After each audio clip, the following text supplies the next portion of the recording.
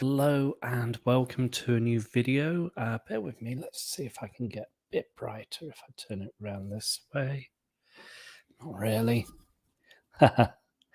Here we go. Is that better? Yeah, so. That's better. Right. Really need to sort out the light. It's too bright behind me. But anyway, welcome to episode 9. I took a few weeks off, but I'm here. And thank you ever so much for joining. Don't forget, if you have any questions, please don't forget to put them in the comments. I'll be happy to answer any questions that you may have. Also, any comments, any suggestions, again, comment below. It'll be great to have you on board, and thank you for joining. Who have we got here? We got Asali Alkoli. I hope that's how you pronounce it. Hello, nice to have you. Thank you for joining today. Let me know where you're from and where you're tuning in from. It'd be great to know who you are, where you're from, and that sort of thing. And welcome to our 9th episode. And wow, you've already asked the first questions. How to make online classes more effective. That's a really interesting topic. And you've also said you're from Egypt. So welcome. Right. Really interesting question, something to get us straight into. So if you give me a few moments to think about it, I'll get my thoughts together and let you know. But it's a really interesting question, something which could be explored in a lot more depth than just a live stream, something that could be produced and created and shared. If I had more time. However, when it comes down to online lessons and thinking about the term effectiveness, I want to try and think about in what sense is it effective? Is it effective for the teacher? Or is it effective for the students? Or is it effective for the aims, the objectives of the lesson itself? In what sense do we judge effectiveness? Yeah, I'll take my time. Thank you. Thank you for your patience. Um, now, so how do we assess effectiveness? How do we make our classes more effective? What are we grading in this sense? So let's have a look at the students first of all and think about what makes students more effective within an online environment. Now, there's a couple of things that you could think about. You could think about how students are responding to the materials, how students are acquiring the new language. Forgive my very squeaky chair. I need to try and fix this, but anyway. How are students effective within the, how are they um, responding to the material that is being taught to them? How students are responding with each other within an online environment, if it's group classes, if it's one student or groups of students, how are they acquiring the target language? And in what sense are students developing, progressing? And if we take all those examples, first of all, the most important element, of course, is the teacher, because you're there front and center. You're trying to guide the students step by step in trying to improve their fluency, their accuracy, and it's trying to make things more connected. If you understand what I mean. So getting students to connect with one another, if it's a group class, if it's online, getting the students to connect with themselves and their learning and their progress, getting the student to connect with the teacher, and also getting the students to connect with the material. And all these are huge factors in making online classes, online lessons more effective. Now, if you take into example the teacher, how does the teacher make it more effective? Well, we kind of answered that just recently. Um, so, how do you develop rapport? How do you deliver the material? How do you make things engaging for students? All these are key factors when it comes down to delivering successful online lessons. So, um, now, when it comes down to online lessons, um, it, and trying to choose material, you know your students best and how they learn best. Let's say, for example, um, I've been teaching some young learners recently online. Whole new ball game for me. I'm trying to improve my teaching each week when it comes down to teaching kids. Um, And one thing that my students have responded really well with, the young learners, are stories. And the classical stories, Goldilocks and Three Bears, Cinderella, Robin Hood. All these different stories are great when it comes down to um, getting these young learners connecting with the material, making it more effective, and the sort of the pressure of studying the grammar and the vocabulary in a very formal manner for these young kids is out the window. They don't need to worry about it. They can just focus on the story at hand, and we're just going through step by step when it comes down to the story, the material. And I use a variety of different visual images, and very simple language, bit by bit. And then from the images which I share with students, and again, this could be replicated for adults. You don't need to do a story, but you could just get a picture, and I'll share a bit more on a particular website a bit later about um, how to use it. But when it comes down to a storyboard or a picture board, when it comes down to that, and the student has just read a small sentence or two small sentences based on that, then I get them to think a bit more like, oh, what's going to happen next, and what do you think Cinderella feels like when the what's it, the wicked stepmother treats her in such a bad way? How does Cinderella feel? And all these sort of questions leads the student into speculating, getting the language, and of course language is still there, and I'm trying to correct them in that way, but I'm trying to make it more accessible and connected and interesting. And you know interesting is key when it comes down to making lessons more effective. So if you're teaching online kids, um maybe one-to-one or small groups, or brothers and sisters, you know, engagement makes a lesson more effective in that sense. Now, the second, of course, is rapport, how you interact with that student. Um, Gosh, it's a huge area. So, how do you develop rapport? Well, um, for me, it comes down to how do how do you show your true self with the student? I suppose back in the day, I wasn't around in the 1950s or 60s, but I guess the traditional teacher in the classroom had no sense to show or share emotion. It was like, I'm going to teach this, and this is how I'm going to teach it, and all the students must follow, and very regimented from A to B. But it kind of loses that humanistic sense when you're trying to teach whoever you're teaching.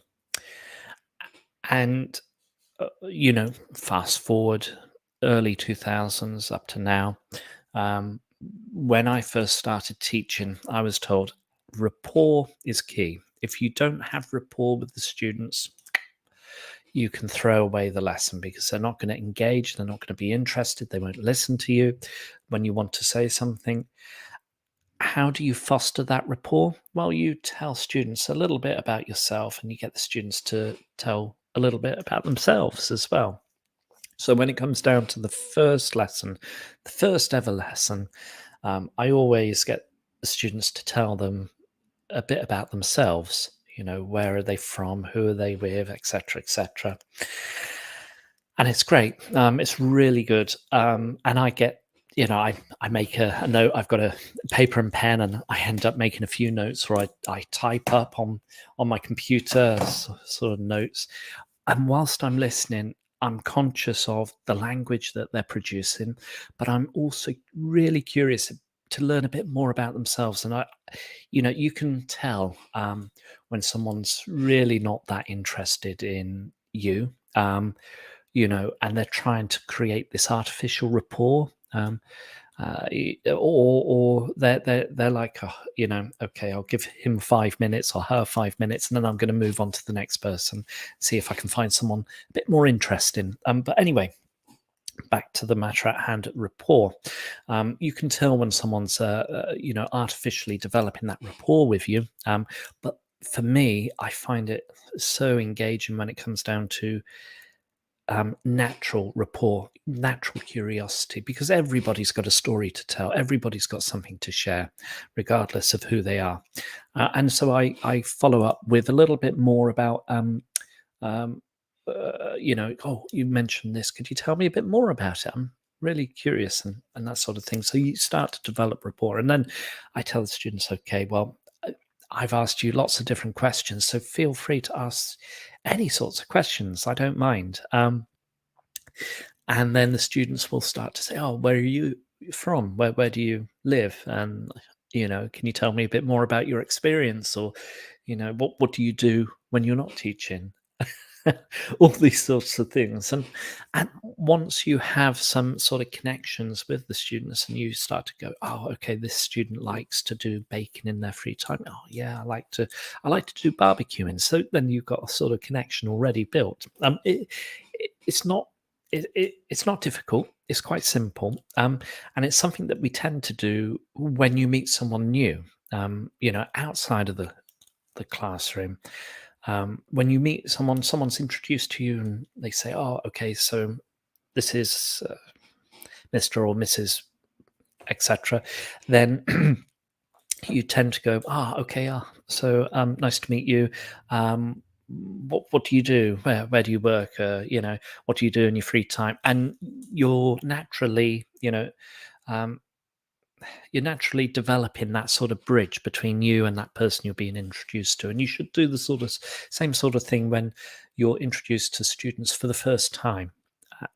So and the rapport, that patience, and that mutual respect that you build up, and that trust that you build up between the student and yourself, that kind of develops, makes it a bit more effective when you're delivering lessons. And if the student trusts you, they're likely to go on a journey with you. Um, and it's fascinating. It's really interesting. And students will go, yeah, I wouldn't normally do this, but yeah, let's try it out. And they're willing to take a risk. And whenever it comes down to language learning, it doesn't have to be English. Students have to take a risk, and they have to trust what the teacher's doing in some regards, and follow the teacher, or the students decide, okay, I want to try this out. And this teacher then trusts the students, go, yeah, let's try it out. Let's see what happens. And then, it's constantly a sort of balance between, okay, experimenting on material as well. So I'm going to try this out. This worked really well, so I'll try and do something different with that material. Okay, let's do this. And it's constantly experimenting, and reinforcing what works well, what doesn't, kind of adjusting in that sense. So there's so much to unpack with this question, how to make online classes more effective. And if anyone else has any ideas about, or any tips for Asala, what makes lessons more effective, classes more effective, then comment below. It would be great to have your advice as well. Right, we've got Rania here. a heart, very nice. And then it needs a great heart to teach little minds. That's a lovely quote. I like that. um, yeah, yeah, it does. You need well, you need a heart to teach, I suppose. And great teachers have a great heart. Anyway, great quote, Rania. Nice to have you here. Again, any questions? Please post them in the comments. It would be great to have any ideas, for thought-provoking topics included within this live stream. Our ninth live stream already. It'll be live stream number 10 this year, next week. Now, I thought I would share something that happened to me yesterday. I was teaching in the morning, Friday morning, online private students, and then I thought, okay, well, I've got the afternoon free. I'll go up to London and meet my better half up in London. And as I was at the station, got my ticket, I had a bit of time to spare, and I thought, okay, I'll go and grab a sort of a tea. Very British thing to do, grabbing a tea whilst I'm waiting for the train, because I had about 50 minutes to spare, and I thought, okay, I'll grab the train, or sorry, grab a tea, not well, and then grab the train, get on the train a bit later. And as I was walking out to a tea room, I bumped into an old student of mine that I taught last year, for a period of 4 months or so at a local language school that I was working at. And this student, Friday, last day, I bumped into her. I recognized her immediately. It took, oh gosh, it took me about 30 seconds to remember her name. My mind isn't as, you know, strong as it used to be, but her name came back to me, and we had a bit of a chat. And she says, "I'm finishing today. It was my last day at the school, and I'm going back to Japan." And she said, "Oh, let's take a quick photo." And she said, "Yeah, I really like the lessons, and I'm so pleased that I bumped into you." And she said, I'm getting married to someone in the UK later on." And the reason why she kind of was more memorable than maybe some of the other students was she bought me a present. I think it was for my birthday, November last year, and it was a wooden spoon. It's in the kitchen. I'll have to go and get it for our next live stream. And on the wooden spoon, imprinted on the back was best teacher or number one teacher or something like that. And it was so touching for her to get it for me. And I use it for cooking now. um, so I bumped into her, had a chat, exchanged WhatsApp with her, and it was such a coincidence to see the student and bump into her at the train station as I was waiting to get a train to go up to London for the day, for the afternoon. And, we just had a brief chat. It must have been about 3 minutes or so. Um, but I suppose my point is when it comes down to teaching, you're always going to be a part of a small, maybe a minor part of that student's journey. And it was so nice as a teacher to see her develop from a pre-intermediate level going up to upper intermediate. And it was such a great opportunity to see this rather, I wouldn't say reticent. She wasn't your typical reticent Japanese student, but she was rather outgoing, keen, wanting to try, wanting to succeed. She invested solidly in her education in the UK to develop her English skills. Met someone, returning back to Japan, coming back to get married. And it was so nice to be part of that small life journey that she's taken. And I wish her all the very best. But anyway, that was one thing that happened yesterday. Now, another thing that happened yesterday, I was teaching some kids from the UAE, and they said, teacher, and they started talking about their favorite snacks. And I suppose it comes back to making classes a bit more effective. And one way to make it more effective is actually to try and develop that rapport, connect with them, and deliver the materials that you want. And this particular student from the UAE said, you must try this type of crisps. It's an American style crisps or potato chips, as they call them there. And I said, okay, yeah, I'll see. I went on to Amazon and they found it, and I've got it. So let's see what they were. And I'm going to hold on to them. And also, I got some shoelaces to tie onto my hiking boots. Funny, it says, not sure if you can see that. Pimp my shoes. Very nice. So I'm going to use these laces on my old hiking boots because the old lace is frayed and split. And yeah, this type of snack, never seen it before. Not sure if you've got it in your country, but these are Takis. Never heard of them before. And this particular student recommended Blue. Blue Heat. Wow. Yeah, not entirely sure, but I'm going to try these and figure out how they are. And it's got a bit of a flame to them, extreme sort of temperature gauge. But I'm going to try these when I have the next lesson with my student.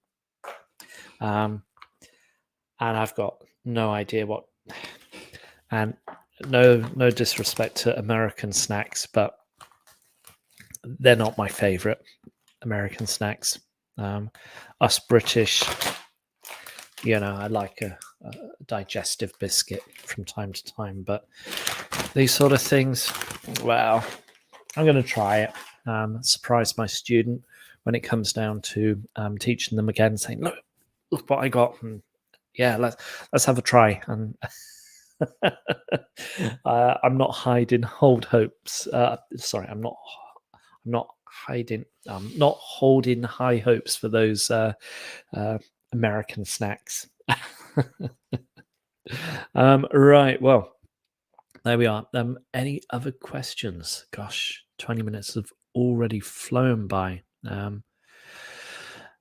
Again, any questions, put it in the comment. It'd be great to have your ideas or questions or topics that you want me to talk about. It'd be great. But in the meantime, I'm going to share a website. Now, where was it?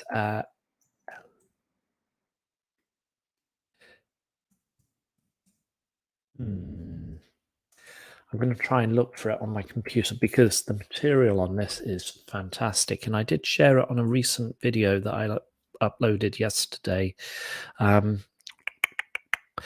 need to go to my history. Let's have a look. I'll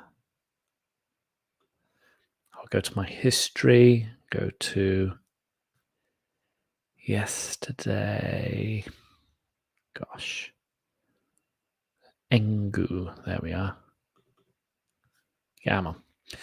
Right, I've opened it up. I'm going to share my slide, share my screen.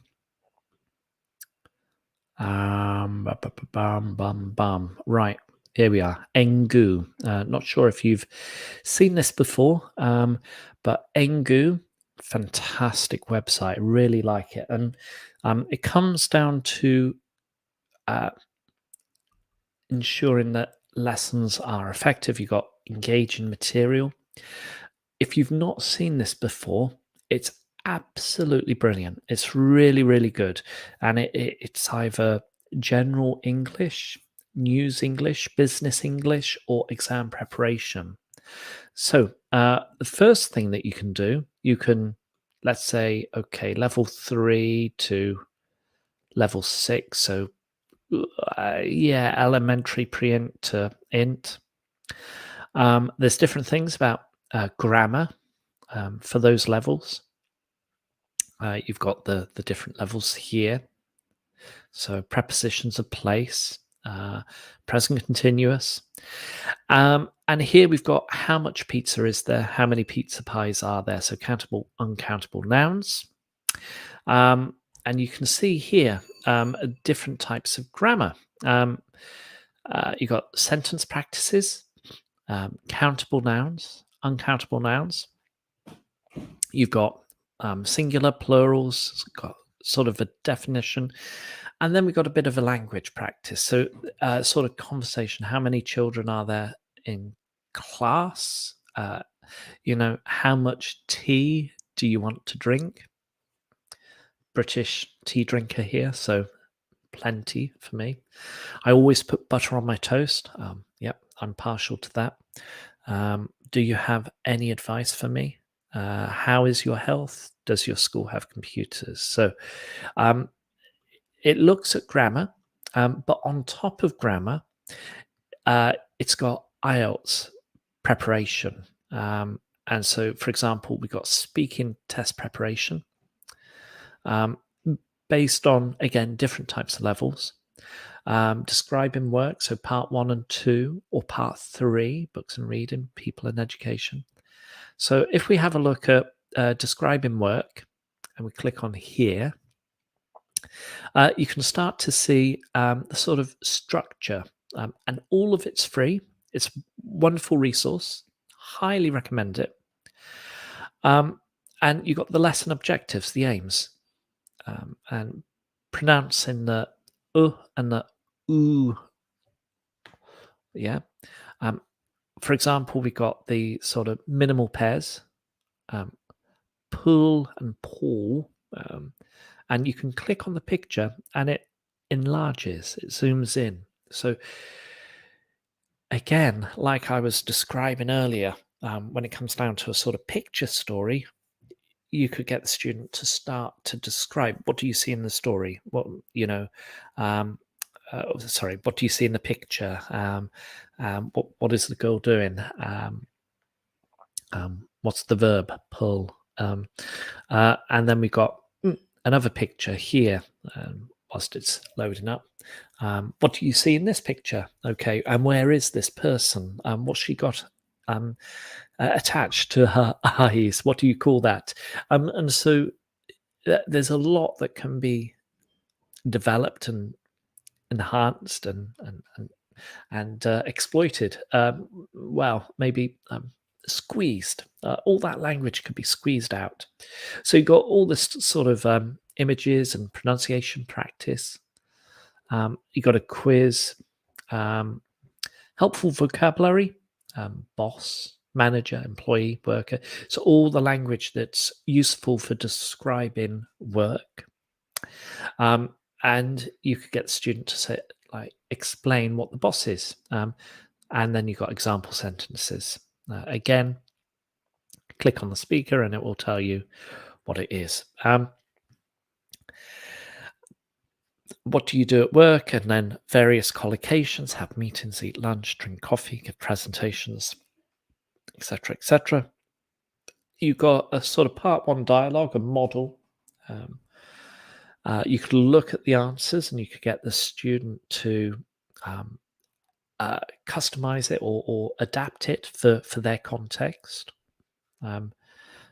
Maybe using, do you enjoy your work, or what do you enjoy about your work, or enhancing the questions, so it gives the opportunity for the student to develop their answer. So again, really good, useful resource, something which I shared on my most recent video, and I'll get the link for my most recent video now. And if you haven't seen it, it talks about, and this particular video, it talks about how to use PowerPoint and teaching materials within an online classroom. And the classroom that I or the platform that I share is with Preply. So, Engu, let me share Engu. So if we go back, we got the materials here, and I'll put the link in. So have a look. There's not just Engu for English. If we have a look at the drop-down menu here, there's traditional Chinese materials, Japanese materials, Korean materials. So a couple of the Asian languages and English. Now, the one thing that I really like, and I've not finished now, this is just one part of Engu, which I thoroughly enjoy. And it's actually clicking on daily news or daily news. And, and so here we have different articles based on topics: science and technology, culture and entertainment, economy and business, health, travel, language and education, Asia Pacific, etc. So there's so much that you could look at. Now, let's take, for example, the most recent one, the benefits of student programs, student exchange programs. You have vocabulary, and you've got the key vocabulary, you've got the description, noun, adjective, verb, so it'll be one of four, noun, verb, adjective, adverb. It could be a phrasal verb and that sort of thing. So there's going to be more strands to it. So if you say, okay, opportunity is a noun, what would be the adjective form of opportunity? Trying to squeeze out that language from the student, and the student would try and come up with maybe opportune, like an opportune moment or an opportune decision, that sort of thing. After the introduction and development, the sort of vocabulary, you got example statements. One thing that you could do is you could, copy and then paste it into a sort of Word document or a Google document, and the student could then try and fill in the gaps with the correct vocabulary. So that's quite easy to do. It doesn't take too much time. It's quite simple. Then you've got an article. And so here again, you could either copy and paste the article. You can get students to maybe organize the article based on unscrambling. So all the sentences or, mini paragraphs are randomized, and the student has to try and unscramble and try and work out in what order this goes through. So there's a variety of things that you could do with the article. There's a sort of discussion exercise. There's a further discussion, etc. Again, if you click on the picture, you've got picture. You could use the pictures to enhance the effectiveness of your online lessons. So again, daily news of Engu, really good, very useful. And I'll put it in a link here. So one moment whilst I type it in, share it with you. So that's Engu Daily News.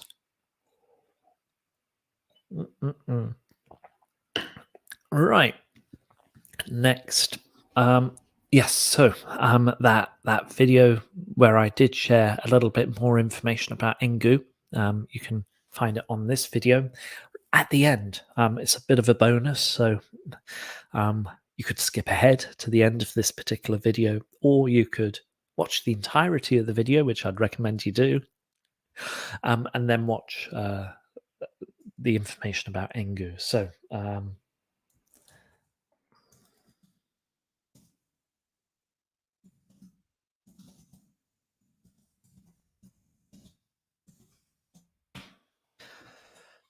there's that link there for how to use PowerPoint and other teacher material with online students. Um, so have a look into this. It's quite a long, extensive video, but it's the sort of thing that I tend to use when it comes down to teaching online with particular students and trying to get the PowerPoint not to take up the whole size of the screen, but to take a small section of it so you can still navigate around between the desktop and the PowerPoint, the other material, all the multiple tabs on on your platform. But there we are. There we are.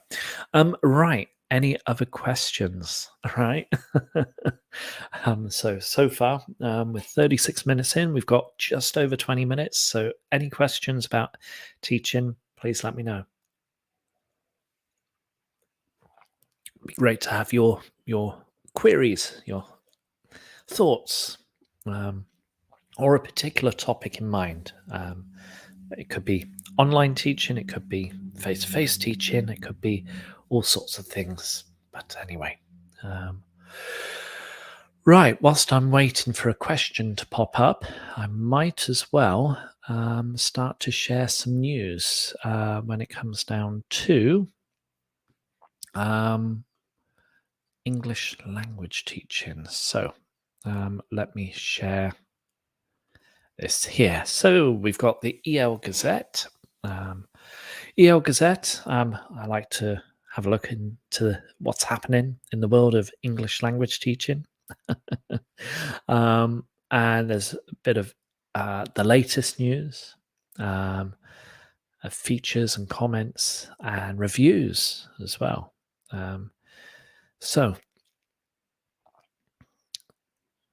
One article that did come to mind was this. So you can see here, does size matter? The summer is upon us, and the world of ELT is returning to normal.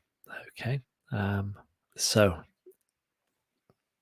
hopefully, with any luck, things are returning to normal within the world, within the industry of English language teaching.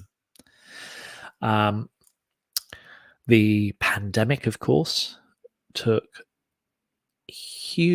there was a huge effect with institutions around the world, particularly in the UK, where I'm based.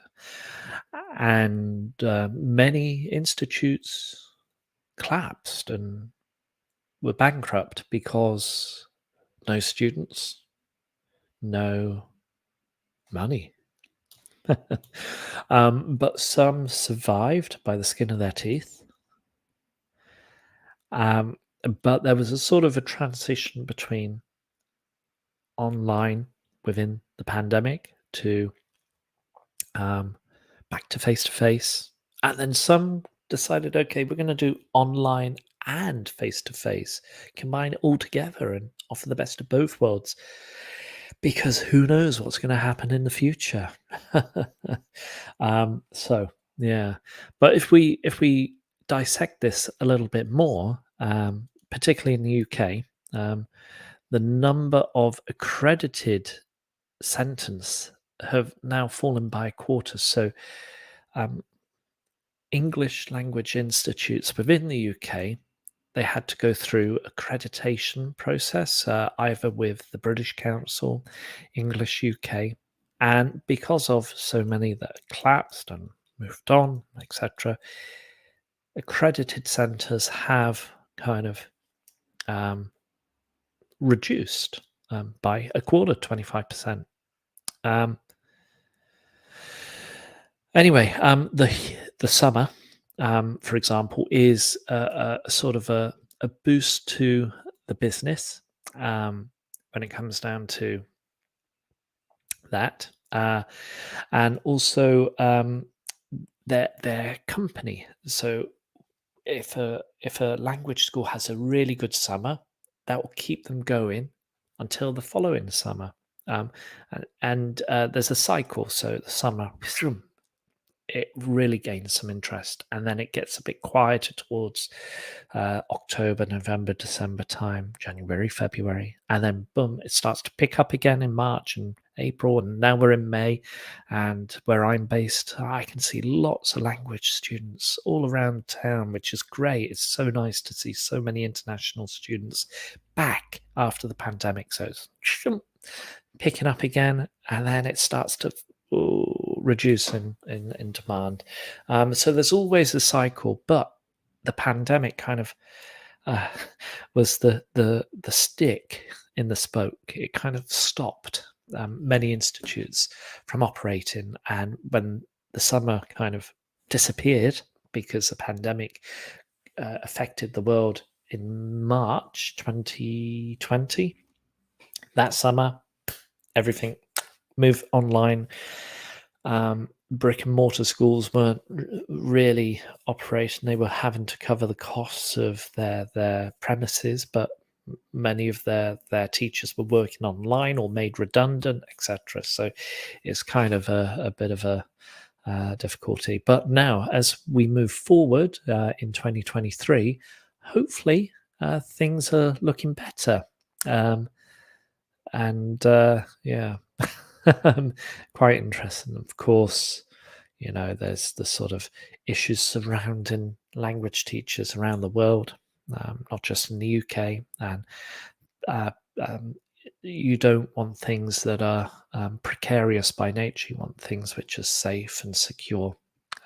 Anyway, we have a question here from Maria, and Maria Antonietta Perna. Hi, Martin. Thanks for the great info. Any suggestions for a Delta LSA lesson around collocations for higher level learners? That's a really interesting question. Right. Well, let's try and dissect collocations. Collocations. Well, we did have a few when I was sharing particular website. If we have a look here, let me share this tab and open it up again for everyone. Collocations, it's like 2 or 3 words that combine together. Create a phrase. So if I have a look at materials, if I go to, for example, IELTS speaking, describing people from the past, we go down a little bit. Yeah. Can I find any collocations? Well, I suppose here, if we zoom in, we got one sort of phrasal verb, I guess, or a collocation, talk about someone. Teach me something. Forget someone, or never forget someone. All these are sort of collocations, I guess, in terms of languages that kind of combine together for those that are unaware. I suppose one thing that you could do, particularly for higher levels, if you're going to say a B2 student, you could choose less common collocations than to think about phrasal verbs or that sort of thing. So have a look at maybe a text, have a look at a news article, try and pick or try and analyze the text. So we could have a look at the BBC News, for example. So bear with me. If I share this tab instead, and I bring it out, one moment. Oh, so many controls here. Right. and I just remove the comment slightly. So looking at collocations, so you could choose a text from the news, a news text, a news article, authentic material. Always find it useful with very strong students. Let's see. Let's choose. Let's choose tech. You know, nothing too debatable, I suppose. Okay, so can cheaper broadband deals? Can you get cheaper broadband deals with social tariffs? Okay, so we got a collocation here: broadband deals, social tariffs, verb noun collocations usually, uh, to cancel something. Etc. So if you have a look, you know, you've got a variety of different collocations here: universal credit, pension credit, income support, income-based, job seekers allowance, income-related employment support allowance. Oh, all these different sort of specific language that you could start to analyze, pick out, and that sort of thing. And I suppose you could adapt the lesson or the text for the learner. So it's not going to be completely authentic, but it's going to be have an authenticness about it. And you could do what I like to call a dictogloss. You could read out the text, natural speed without, you know, slowing down, and just tell the students to listen first time through. So I'm going to read this text about broadband deals, or you could introduce a quick discussion about the internet and internet in their country and that sort of thing. Think about language. So what sort of words do you think about, or what sort of words do you think of when it comes down to the internet, and get them to brainstorm. So I'm going to read out a story about broadband deals, a news article, but it's going to be a minute long. Just listen, and you read it out at normal speed, and then you say to the students, okay, and you've mentioned here the lesson will be online. And then just say, I'm going to put you into breakout rooms. I want you for 1 minute, just share any language that you heard when I was telling you. And then you bring them back out and say, right, I'm going to read the story again, but this time, whilst you're listening, you can write down the verbs that you hear. Okay. You tell the story, the students write down their verbs, and you say, okay, I'm going to read it again, and this time just the nouns. And the students listen and write just the nouns. Next, adjectives. And then maybe the last time, the fifth time, you say, okay, any other language that you can hear that could be prepositions or adverbs or any other sort of things that were missed. So the students have listened to this 5 times, I hope. So first time, just listen, write down what they hear and share in their breakout room, come back, you read it out, verbs, nouns, adjectives, and then finally any other language. So 5 times that they hear the story. Then you say, okay, I want you to reconstruct that news article in your own way, but using all the language that you've written out. And you need to work in groups, and they could do it on if it's an online class, they could do it on a group computer, or one person could be a dedicated team leader, as I call them. So you're going to be writing out, and everybody help that person construct reconstruct that text. And then all the groups come back, and you say, okay, compare your version with the original. Is there any particular language that is different? And what is different? Does it make a fundamental difference in meaning? Then you could start to draw upon maybe collocations, with high-level learners. So notice that you mentioned this, but see how it's written naturally within the news article, and then it develops greater awareness with learners and them recognizing natural collocations and negotiated language that they've used for their own construction. So that's an idea off the top of my head, Maria, and I hope that helps. But really good question. I like it. I like these questions. Keep them going. Keep them going. Right. We got Philip Matheson. Hello, I'm from the Caribbean, or as the Americans say. So bear with me. Get my crisps. American style crisps. Chips, potato chips. As the Americans say, Caribbean. Oh gosh.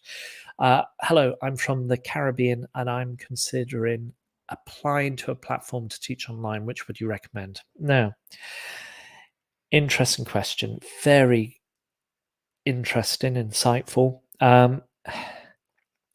Video in itself, really, when it comes down to teaching online, or what platform, whether to do it by yourself, that sort of thing. For me, when it comes down to teaching online, and you're thinking about teaching online, that's great. It's really good. I suppose what you need to do is you need to consider the pros and the cons of teaching on a platform that finds students for you. I suppose the advantages is you don't have any initial outlay. You don't have to pay anything to promote yourself online. And when it comes down to different teachers who are very well established online within their own website or platform, then you're trying to compete in such a crowded market, because teachers during the pandemic, of course, they all wanted to teach online. They all wanted to become, and they were all forced into that position. And I suppose the advantage is if you're working for a platform that finds students for you, that's much better. It's a lot easier. You don't have the stress of, am I able to find students? And, can I find a student who helps me with this, that, the other? Right. Well, that's the benefit, I suppose. And for me, I've tried to apply through different websites.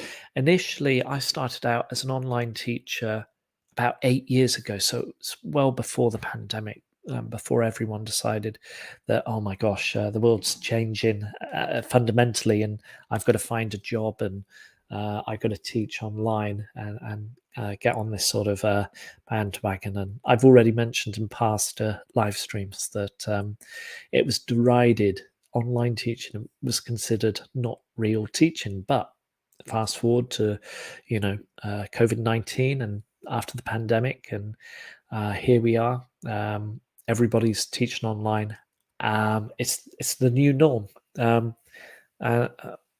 Anyway, so 8 years ago, I was teaching for a Chinese-based company. I think they were called Hujiang, and they were good. I didn't have to show my face, so the student would just hear me. I think that was much to do with the bandwidth and that sort of thing. So, yeah. Anyway, so the student could hear me, and I would go through the material, and the student would respond to questions that I kind of raised. That worked all right. I worked for them part-time freelance for a year. Then I moved on to what was it? iTutor, or Tutor ABC, as it was also called.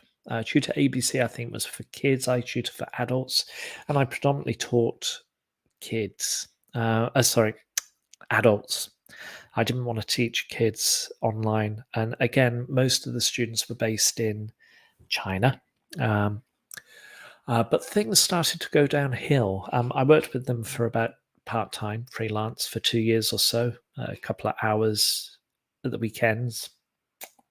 Um, and they kind of changed the goalposts. They said, okay, this was your hourly rate, but we're going to move it and lower your hourly rate. And this is after a couple of years of, some tutors worked on that platform for 5, 6 years, and they saw a drop in their income almost overnight, which was so bad. It was sad. So, and this was during the pandemic. Things were changing rapidly, and then I kind of I was at home and I thought, okay, I've got to find an alternative, and I typed in online English lessons, and in Google at the top, I think there was like Cambly, uh, iTalki, or and Preply. I looked at Cambly, and there was a set rate for all tutors, regardless of experience and that sort of thing. And I thought, no way. iTalki, I think, was the same. And then Preply kind of appealed to me because I could set my own rate as a tutor. And so, in a long roundabout fashion, Philip, what I would recommend with a platform is a bit like Preply. If you can find an alternative to Preply, go for it. But I don't think there are many. And essentially, you're going to be marketing yourself based on your own profile. Students will find it more engaging or interesting. Um, and you can set your own rate. The drawback, though, and I suppose this is the cost of Preply, or Preply's service, is that they are the go-between. They find the students for you, they recommend the students for you, and you teach the students. There are there's many pros and cons to Preply, and I'm just looking at a few. So there's that commission rate, and after, I think, is it 25 lessons, that commission rate reduces. After 50, it reduces. After 100, and I think after like 400, it goes down to the lowest rate, which is, I think, about 18%. So there's that to take on board. So always consider, if you're going to go through Preply or an alternative platform where you can set up your own rate, but there's a sort of commission included, try and take that on board and calculate it into your hourly rate. Otherwise, you'll feel a bit like, I've worked for an hour and I've only earned this much, which isn't very much, to be honest. The benefit for the students are they don't have to pay for an entire course, which could be hundreds of pounds for a language school. They get point of access straight to the tutor, and they are able to get the sort of quality that's expected from professional English tutors. Of course, there are both ends of the spectrum when it comes down to Preply. You've got the sort of candidates that don't have the experience. They've completed very small, short courses, charge very little, and then you've got the more professional. And if it goes on to tutoring online with a platform, try and make your profile as professional as possible, because that's your reputation. And then charge a rate commensurate to your experience, your qualifications, that side of things. So I hope that helps, Philip. Hey. Right, we got the Grammar Detective. Hello from Vancouver, Canada. I hope you're feeling well and recovering nicely. Much better. Thank you very much. Yeah, I'm feeling much better today. So thank you ever so much. Right. Well, any final questions before we finish off at all? Because that hour has gone by already. I can't believe it's gone by so quick. Yeah. But don't forget, live stream every Saturday, unless you know, there's a king's coronation. So we had the king's coronation a few weeks ago. Last week, what was I doing? Nothing. I just had a bit of a break. Yeah, and then yeah, I'm back again. And next week I'll be back. Any final comments at all? Oh, apologies for joining late. Not at all. Not at all. It's always a pleasure to have you. And if you've missed this, feel free to restart it again. There were a couple of things that I did share at the end. During the live stream. Much more about the American crisps. These that were recommended to me at the with my young learners. They seem to love these. I'm not entirely sure what to make of these American little potato chips, as they call them in America. I'll see. Right. I'm going to finish off today. So thank you ever so much for tuning in. I appreciate all the comments, the questions. And again, if there's any particular topics that you would like me to look at, please let me know in the comments. I could do a bit of a poll as well, maybe a poll for those that are curious. And also one more thing to mention. I'm introducing within a week and a bit, actually, I'm introducing, and it's available now if you want to have a look at it. What do we call it? The community. You can join the ELT Experiences community. So the benefits of this is that you will have direct contact with me, as sort of remote interaction with Google Meet and that sort of thing. You can join up as a member. It would be great to have you, and you will get that independent, that sort of bespoke support if you want to improve your profile as an online English teacher. There's a little bit more information about it, and as I mentioned, it's available now. So bear with me while I type in the link. And if you have a look at this link here, you can have a look and see about joining should you wish to. And I envisage, I hope to include maybe a 2-week, or sorry, not a 2-week, a bi-monthly, every 2 weeks, every fortnight sort of meeting with members, and then looking at particular aspects of members only profiles and trying to help them develop as well, and also things to discuss within an hour session as a Google Meet, and you can chat to me interact with me face to face, well, albeit online. And it'd be great if you can join. It costs a small fee, but you have access to me, and it's $4.99 a month. It's a small outlay, but for the benefit of my experience and my sort of time, I guess, twice a month. Every 2 weeks, and also it will invest towards future gear and equipment. You can see here it's kind of dark, can't really see my face very well because of the light. So maybe I could get some lights or new microphone where I can wear something here, take videos outside. So it kind of really, I want to reinvest that into content and the creation of new content and live streams, and there's so many things that I'd like to share with you. And that small contribution, that small support, because I want to help you as online educators, as teachers, whether it's face to face or online.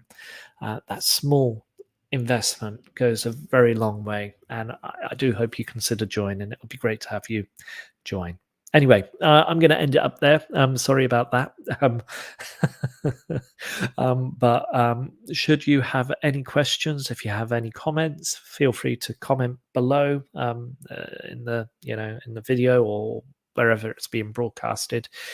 I'll see you next week, next Saturday at 1 p.m. But in the meantime, have a wonderful Saturday.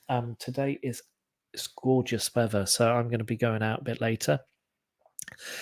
So stay safe and keep well, eat well, sleep well, drink well, and happy teaching. And bye-bye. See you soon. Ciao.